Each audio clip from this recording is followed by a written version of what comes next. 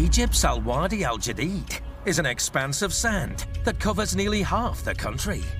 It takes up a significant portion of the Sahara Desert, and over the years, its inhospitable landscape has made life difficult for many people traveling across it. It's located several hundred kilometers from Egypt's capital of Cairo. So once you're in it, it can take a long time to get out of it. There are only 5 oases scattered across the Western Desert. Water is incredibly scarce, so whoever gets lost here is in serious trouble. In 2012, a group of oil and gas surveyors were traveling through an area of the Western Desert when they came across something entirely unexpected. They stumble upon an aircraft that appears to have been lying there for quite some time. It's nestled among large rocks, which must have made the landing incredibly uncomfortable. And owing to the absolute absence of humidity, the desert winds, and its remote location, the plane is in astoundingly good condition, as though it had been abandoned yesterday. The propeller had been torn off and lay behind the aircraft. And on the other side of the plane, they discovered pieces of tire and scraps of metal. Relatively speaking, the plane is in very good shape. It seems that it endured a pretty rough but successful landing. But if the plane crash landed, did the pilot survive?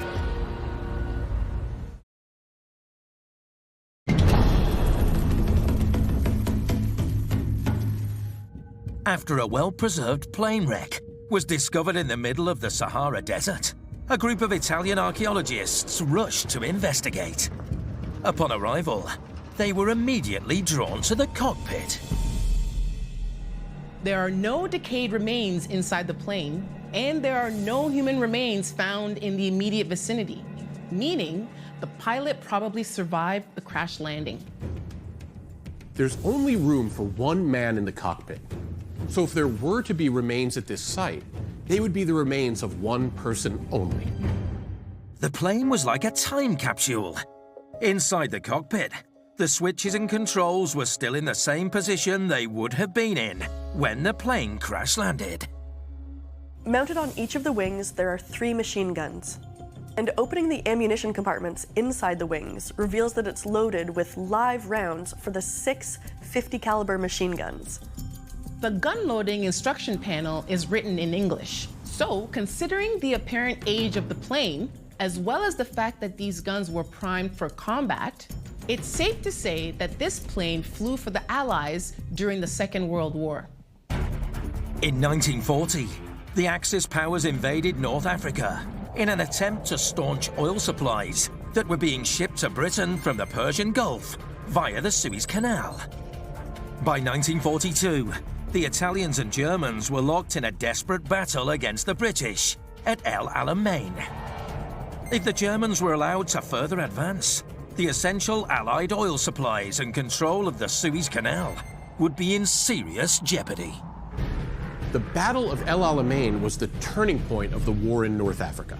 It was fought over 2 phases, stretching from July into November of 1942.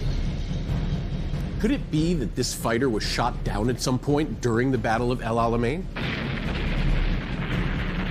The battle extended across a front line that stretched from the coast to the Qattara Depression, which is very far from where this plane crash-landed. The plane's engine was identified as a V-17-10-39 Allison.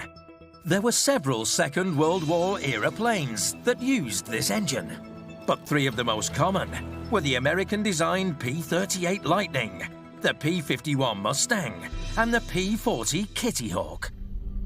This plane is definitely not the P-38 because its fuselage is completely different. And it isn't the P-51 either, as its wings were typically armed with 4 .30 caliber machine guns, not 6. That leaves the P-40 Kitty Hawk, a fighter that saw use in the earlier stages of the Second World War. And although they were produced by the Americans, they were used by Commonwealth forces as well. When the US entered the war, the P-40 was its best and most common fighter. So these planes were rushed to a variety of different Allied air forces fighting in different theaters. In the end, some 28 different air forces ended up using this plane. So which one of these air forces did this plane belong to? While inspecting the fuselage, the Italians found evidence of anti-aircraft fire. A large caliber round had torn through the rear and damaged the plane severely, in particular, the landing gear.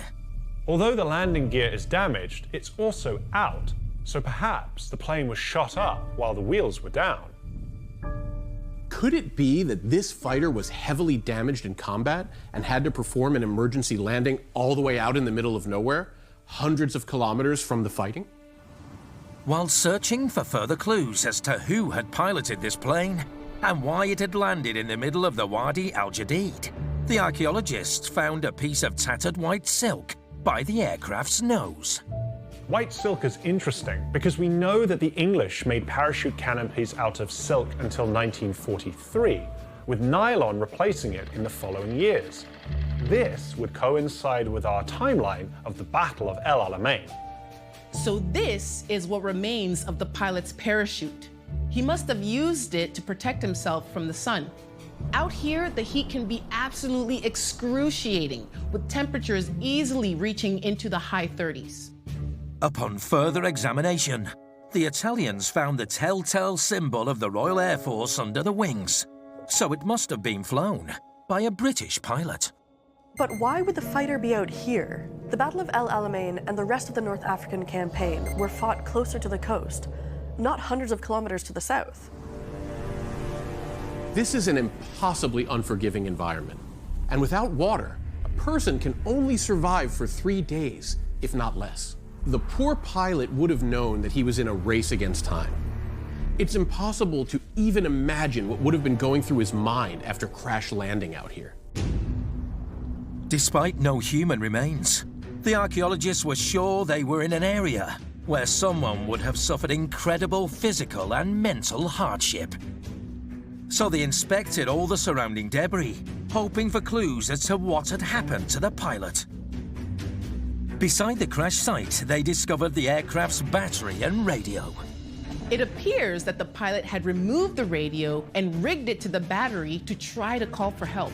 The lack of remains could suggest that he was successful in doing so. Next, the archaeologists found an identification plate with the plane's serial number 1035. They ran it through the archives, hoping it would provide more information as to who piloted the P-40.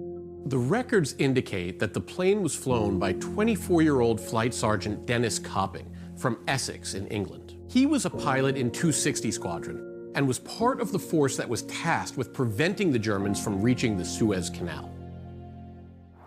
Hoping to find any indication or hints as to what had become of Copping, their search was expanded beyond the immediate area surrounding the plane. It's hard to believe, but out there in the middle of the desert, after 2 hours of walking and 5 kilometers from the wreck, they find a metal button. It's imprinted with the year 1939 and the text, "Made by SSD Brothers," a company we think produced goods for the armed forces. It's incredible. This is actually like finding a needle in a haystack. But that being said, there is no way of proving that this would have been a button from Copping's uniform. Although, why would an English button from 1939 be out here? Back in the archives, they found oral testimony from the pilot who had flown alongside Copping. Flight Sergeant L. Shepard stated that on the early morning of the 28th of June 1942, while on a reconnaissance flight, Copping was hit by anti-aircraft fire. This was evidenced by the huge tears through the airplane's fuselage. But what Shepard also says is that although this damage wasn't enough to bring the fighter down, it did damage the landing gear. Flying with damaged landing gear could be incredibly dangerous. If for some reason it can't be put down following takeoff, the landing would have to be done without wheels, which is probably easier said than done. Following the early morning reconnaissance flight, Copping and his colleague were ordered to fly 200 kilometers to the east to have their landing gear fixed at the repair station LG-100. But something was wrong. Not long after takeoff, Shepard noticed that Copping was headed southwest, way off course. Shepard broke radio silence in order to warn him. He even flew up close and tried to use hand signals to indicate he was heading the wrong way. But strangely, Copping didn't respond and just kept going. Realizing that if he continued along the same course as Copping, he too would end up in trouble, Shepherd changed course. Tragically, Copping didn't follow, and instead kept heading towards Wadi Al Jadid. He had enough fuel for about 3 hours, and eventually would have been forced to land. In the end, crash landing hundreds of kilometers from his intended destination. You wonder, why didn't he respond to Shepherd's attempt at communicating? Maybe the radio was damaged by flak, or maybe Copping himself was convinced that he was heading in the right direction. But that still doesn't explain why he never responded to Shepherd whatsoever. Approximately 10 kilometers from the plane, the archaeologists explored a ravine littered with boulders. In a rock crevice, they found more remnants of the pilot's white silk parachute. Spurred on, they looked for further clues and were astonished when they unearthed what appeared to be human remains. There's a total of 12 bones clustered in the sand. Ribs, vertebrae, a clavicle, as well as finger and foot bones. Could it have been here that the unfortunate pilot met his end? After the wreck of a British World War II plane was found deep in the sands of the Sahara Desert, archaeologists expanded their search and were astounded to discover human remains 10 kilometers from the wreck. When you come across something like this, you have to remember that despite being an incredible discovery, what you're observing is a human tragedy. A young man, likely suffering, desperate and afraid, died under terrible circumstances.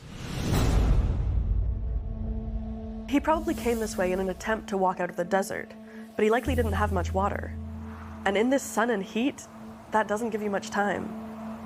After performing DNA analysis on the bones, the Egyptian government stated that the tests were inconclusive, claiming they were too old to assess properly.